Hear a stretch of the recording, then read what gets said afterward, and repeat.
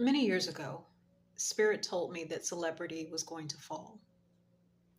And they didn't say that we wouldn't have celebrities at all, but they simply said that the way that we relate to celebrities, the way we look at fame, the way we look at fortune, the way we even look at wealth was going to change because so much of it was an illusion. Spirit was calling us not to pedestalize other people, but to plug into our own lives and to love and honor ourselves and to love and honor our daily relationships. The ones we have with ourselves, of course, but also the ones that we have with our friends, our family, and our community.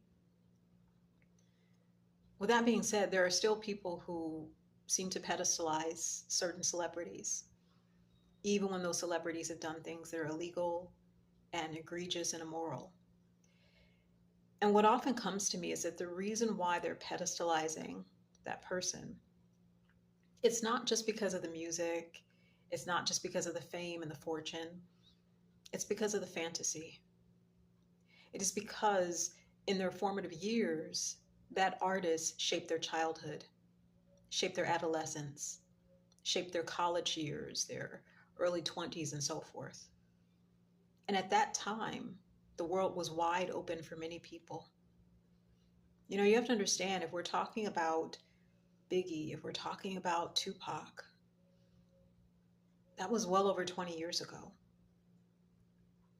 And a lot of people who grew up listening to them, this is when we were children or teenagers or in our early 20s, for example. That was well over 20 years ago. And arguably at 10 or 15 or 18 or 25, you have way more years ahead of you than you do have behind you. And so you too could be a mogul. You too could be a star. And I think that what people are often holding on to is they're holding on to a piece of their childhood. They're holding on to a piece of their innocence and their optimism.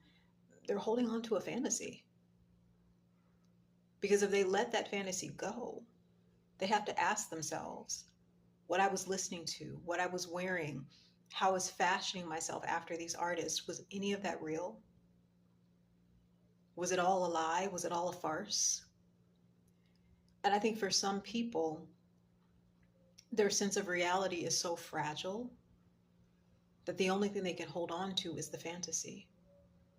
Because if they look at their real lives, their day to day life, it is nothing compared to what hip hop promised us our lives would be.